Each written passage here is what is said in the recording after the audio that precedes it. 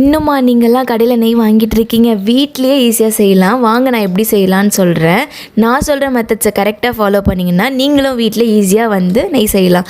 அதுக்கு முன்னாடி மறக்காமல் எங்கள் சேனலை சப்ஸ்கிரைப் பண்ணிவிடுங்க. நம்ம டெய்லியுமே பால் காய்ச்சுவோம்ல, அந்த காய்ச்சின பால்லேருந்து வரக்கூடிய ஆடையை சேர்த்து வச்சுக்கிட்டே வரணும்.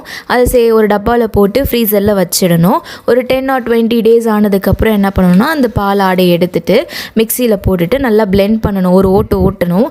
அதுக்கப்புறம் செகண்ட் என்ன பண்ணணும்னா, ஐஸ் கியூப் போட்டுட்டு கொஞ்சம் தண்ணியை ஊற்றிட்டு நல்லா மறுபடியும் பிளெண்ட் பண்ணோம் அப்படின்னா அந்த வெண்ணெல்லாம் திரிஞ்சு வந்துடும். பிரிஞ்ச வெண்ணெயை 2 தண்ணி ஊற்றி நல்லா அலசிடணும். அலசதுக்கப்புறம் ஒரு வானலில் இருக்க அந்த வெண்ணெயை போட்டுட்டு அது மெல்ட் ஆகுற வரைக்கும் நல்லா கிளறிட்டே இருக்கணும். லோ ஃப்ளேமில் பார்த்தோம்னா நெய்லாம் நல்லா பிரிஞ்சு வந்துடும். அந்த டைமில் பார்த்தோன்னா முருங்கைக்கீரை இல்லைன்னா கருவேப்பிலை போடலாம். நாங்கள் இந்த வாட்டி கருவேப்பிலை தான் போட்டோம்.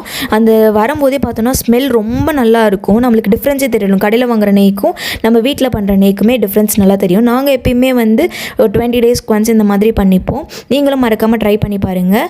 பண்ணிவிட்டு எப்படி இருக்குன்னுட்டு கமெண்ட்டில் மென்ஷன் பண்ணுங்கள்.